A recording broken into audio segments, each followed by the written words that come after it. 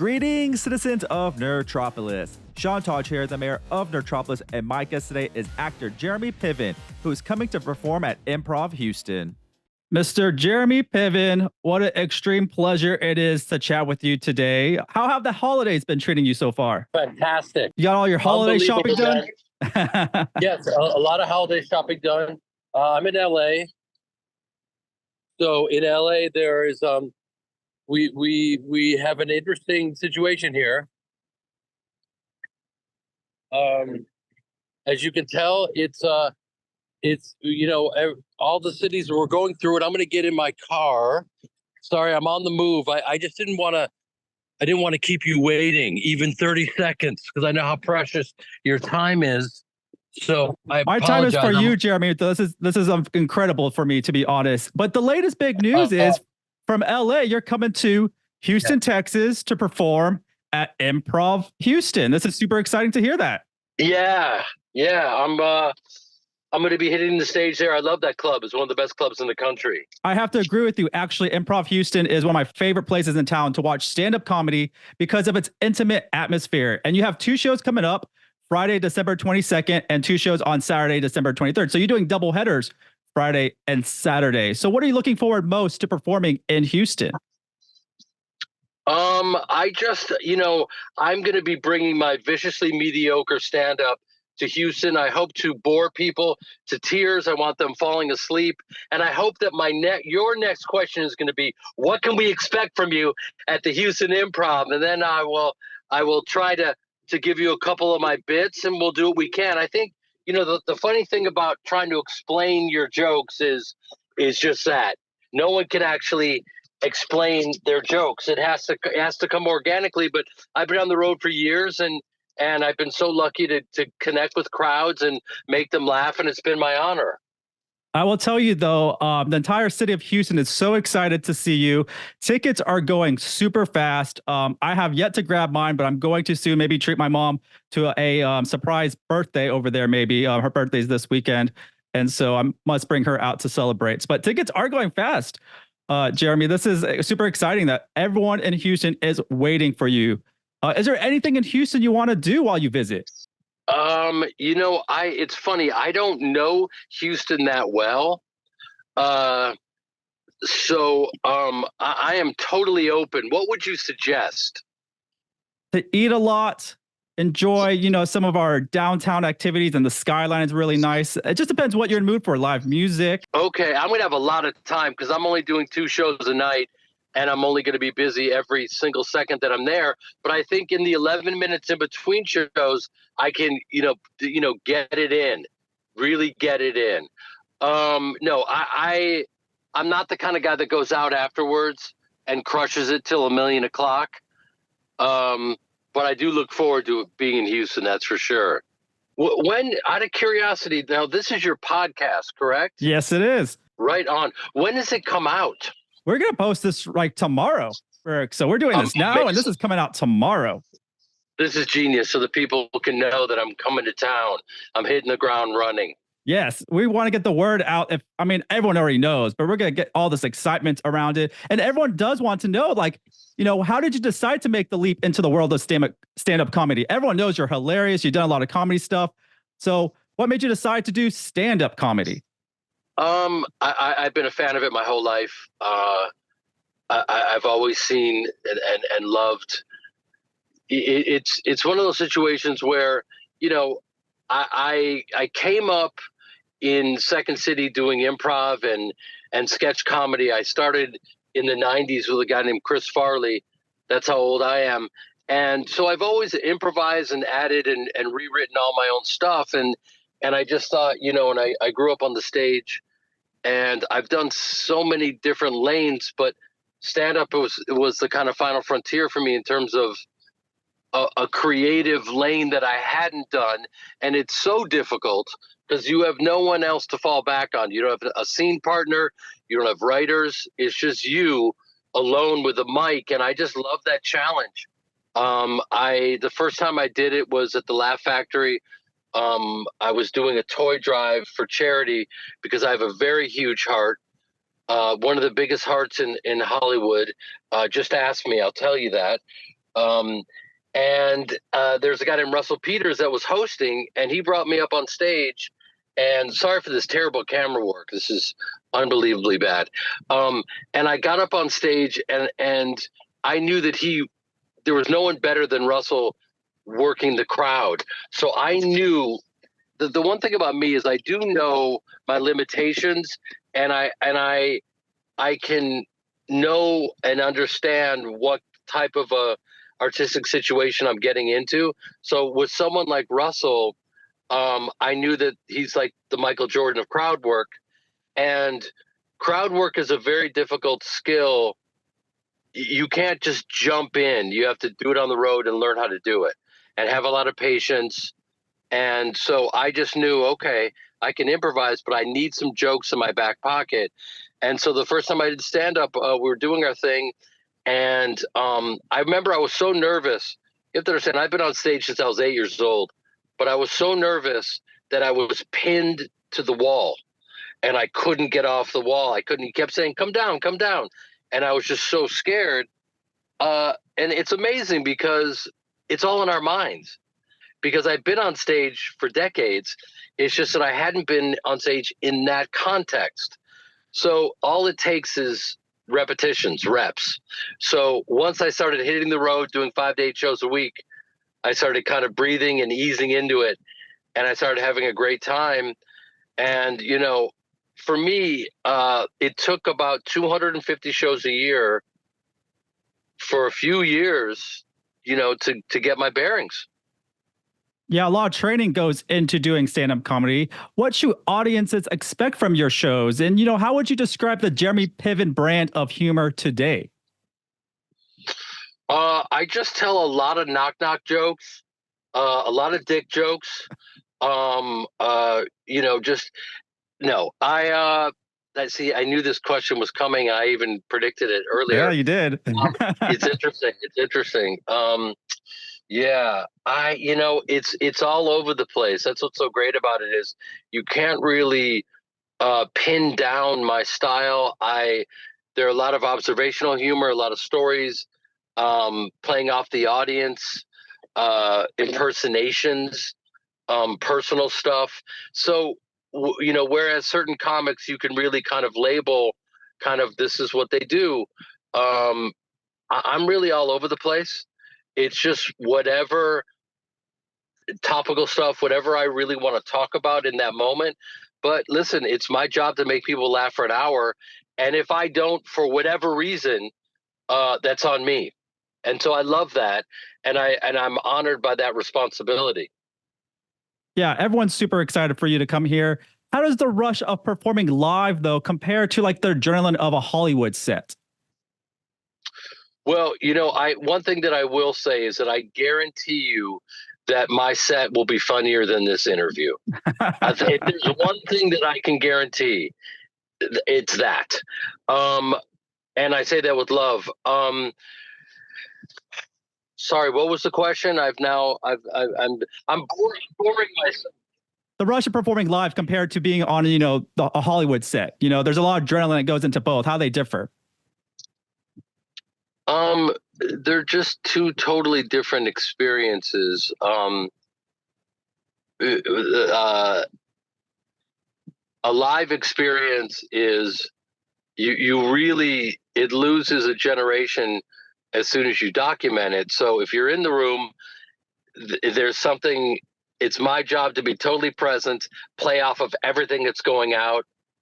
If someone screams out, "Let's hug it out, bitch," whatever they scream out, I got, it's time to engage. Are you okay, sir? Do you have Tourette's? What's going on? You know what I mean? I need to be right there, be present, ready to go. And it can change moment to moment. When you're doing a film or TV, you have to honor the script, and the camera is catching everything. So you're working very small. You're working in a close up or a medium. And with stand up, it's like you're doing a play, and you're performing, and you got to hit the back row and make it an experience. And they're both just, I love them both because they're both so such a beautiful creative expression. And you're either they are their own skill sets, and just because you can do one doesn't mean you can do the other. And you can't be cocky enough to go, okay, well, I've done comedic stuff on camera and I got this. It's like you will learn very fast, and it's bombing is very essential, because if you can work through it, if you can bomb, even though I've won 3 straight Emmys, who's counting? Oh, me. When you're standing on stage and you're in a dive bar performing in front of 11 people and you're bombing, and your body, everything in your fiber of your being is telling you to get off stage, and you work through it and you breathe and you find a way to reach those 11 people somehow, that will make you so much better as a stand-up. Then you've been through it. Then okay, I've already been through it. I was at the toughest room in the country, and it's a place called the Dime Bar on Fairfax. And I even asked Chappelle, I said, have you ever played that room? He goes, man, that's a tough room, And Chappelle thinks it's a tough room. It must be a tough room. But once you've experienced that, there isn't a room that you walk into where you don't think, okay, I've already experienced the worst. No matter what's going to happen here, it's going to be better. I've already survived and thrived in a very challenging situation, so we're good. And it's just very empowering, because a lot of people, I think that's one of the reasons why they fear stand-up, is because it can be publicly humiliating. And if you're willing to look like an absolute fool and to put your ego aside, you got a shot. Yeah, it takes a lot of balls to do that. I have to ask you, who are some of your comedy icons or inspirations? I think growing up, it was obviously Eddie Murphy. I mean, he was a guy who just always was so loose and so funny, just brilliant. And Richard Pryor before that, and George Carlin. And then a million years ago, a guy named Lenny Bruce, who really literally died for our freedom of speech. I mean, I'm not being dramatic. He died defending himself in court for his freedom of speech. So I was a huge fan of his, and he was a guy who did everything he could to speak his truth on stage, and then was crucified for his language. And there would be no Dave Chappelle without Lenny Bruce. This sounds like a really bad TED Talk. I'm sorry. No, it is amazing. I have to ask this. So I spoke to the director, Sean McNamara, for the film Vic Dicta, and he had amazing things to say about you. Obviously, everyone loves you. But he plugged a film of yours, The Performance, and said that you will win an Oscar for this. And I saw the trailer for it today, and I was blown away by the trailer. What can you share about this film? Because this is now on my radar, and I must know everything now about The Performance, and when can we see this? I want you to tell your listeners right now that I did not pay you to say that. No, he did not. I will be plugging in that interview with Sean McNamara about this, and he did say that about your performance in this as well. And so I just want to know more about it, to be honest. Well, thank you for asking about it, man. I appreciate it. Sean is a legend, and I love working with him. And he kind of did the impossible. We shot a thriller, and I didn't know how he was going to pull it off, and I just watched him do it. And like, my God, he talk about preparation meets spontaneity. He just crushed it. I was in awe. And the rest of us have to be ready on his sets. They're gonna print take one, and so you got to hit the ground running. I invited him to a screening of my movie, The Performance. I've been putting this movie together for 12 years. It's the work of my life. I found an Arthur Miller short story called The Performance in the New Yorker. My mom found it. I'm actually pulling up to my mom's. I'm here in front of her place right now. And I have her Hanukkah gift, a belated Hanukkah gift, which is a Star of David. Doesn't get any more Jewish than that moment. So The Performance, and that's, by the way, a whole other issue that we can all talk about and unpack. And I hope that people just everyone seeks out the truth, and we, no one wants to see anyone die, and that's a real. I digress. So my story, the performance, is about a Jewish tap dancer in 1937 who I play, Harold May, and he is, like a lot of people, he's not making it, and he's not getting younger, and so the story kind of investigates what a person will do, and how far they will go, and what lengths they will go to be successful, and how much of yourself will you compromise. And I think that is accessible to everyone. Now, he goes very far, and he has to hide the fact that he's Jewish and dance for Hitler. So I think it is, unfortunately, incredibly topical, because there are people that don't really believe that, or have a reference for the Holocaust, or the fact that 6 million Jews were exterminated. So I think, now is the time to see this film. It's the best work of my life, and my sister adapted. People are all going to think that my sister hired me. I was lucky enough to hire her, and I'm the younger brother, so that was odd. And she adapted it and directed the movie, and all due respect to Sean, she's one of the best directors I've ever worked with in my life, just in terms of, and I guess her and I growing up in the work, and us being on shorthand, I think certainly helped. So she could just say a couple things and I would get it. But yeah, I was so thrilled that Sean, who has made, I mean, we could look up his IMDb. So much, and so much of my childhood too that he has done. What was that brilliant movie he did called Soul Surfer? Yeah, that's a really good one. Oh man, so he's a genius, and the fact that he loved my film and was kind of blown away, it meant the world to me, because he really knows what he's talking about, and he was really the first person to kind of give me feedback that's in Hollywood, and that meant the world to me. And we're going to premiere it at the Palm Springs Film Festival on January 7th. Yeah, I can't wait for the world to see it. I can't wait to see it. It looks so great. And one last question for you, the biggest question ever. Do you have a New Year's resolution? I'm at the point now where I try to be as present as possible, and try to learn and grow, and tune in to evolving as much as I can, so that it's not as if I'm some sort of a wrecking ball for the entire year and just crush stuff and just not present and mindful and empathetic. Then suddenly on New Year's Eve, you're like, oh yeah, I have to be a good person. What can I got to check in? What do I want? Oh yeah, I want a brand new Bronco. I better be a better person.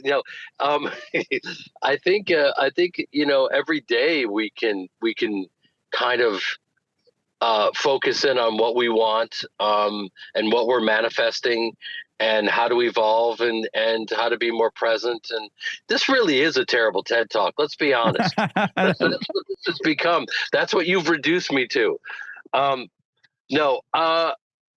Yeah, this year, I do really believe, and I know this is a word that's overused, but I think only good can come no matter where you're at.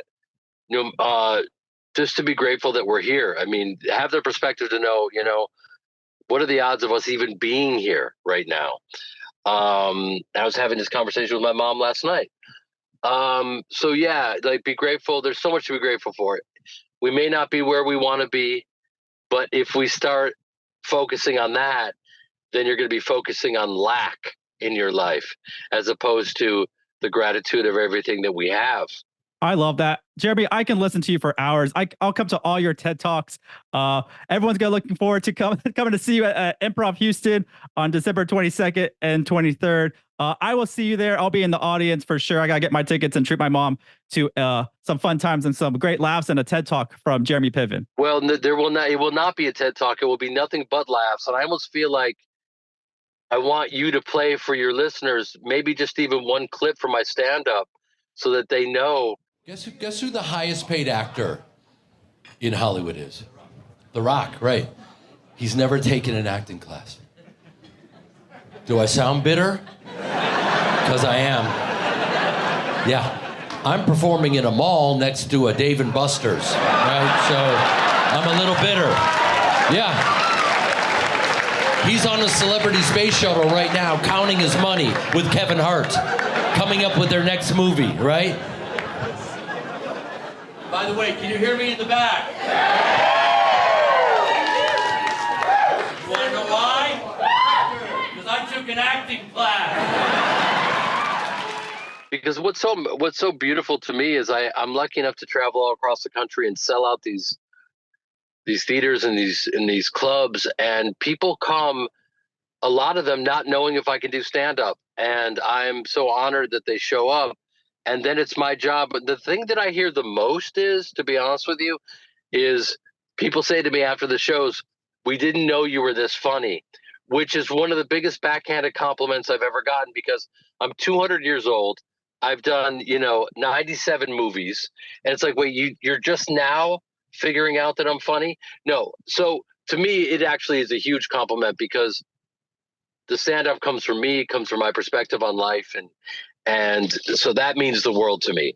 And so I'm loving it. And I just filmed my special, and that'll be out next year. So people will then, not have to wonder what I do. They'll know it, and they'll come out, and I'll make them laugh, and everybody wins. That's exciting to hear. We're all looking forward to seeing you this weekend. And thank you again, Jeremy.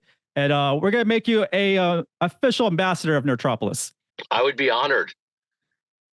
I would be honored. But, the term nerd has now been bastardized. Let's be honest. I think so, but we made it good. I'm the mayor of Nerdtropolis, so we like to nerd out a bunch of everything. It could be sports, it could be film, it could be music, it could be anything. Stand-up comedy. We nerd out about everything. Yeah, but you're an actual nerd in the way that, you're very curious and meticulous about, what you focus on, and that curiosity for knowledge, is an organic way to be a nerd. And now people are, just throwing on some glasses and wanting to be celebrated for being interesting. And that's not really a nerd. That's very true. I'm just embracing something that's been a part of me my whole life. I love it. And you come by it honestly. And the rest of those people, I say this with love, but fuck them. Love it, Jeremy. Thank you so much. And I'll let you get back to your day for sure. We'll see you this weekend. I'll tell my mom that you said hi, not in a creepy way. Hey, Mom. Tell your mom I said hi. Yes, I will. She'll see you this weekend. I'll see her this weekend. But let her know that there's going to be some racy language. She loves that. Okay. Thanks, buddy. Once again, this is Sean Taj, the mayor of Nerdtropolis, and stay tuned for more movie news, reviews, interviews, and trailers.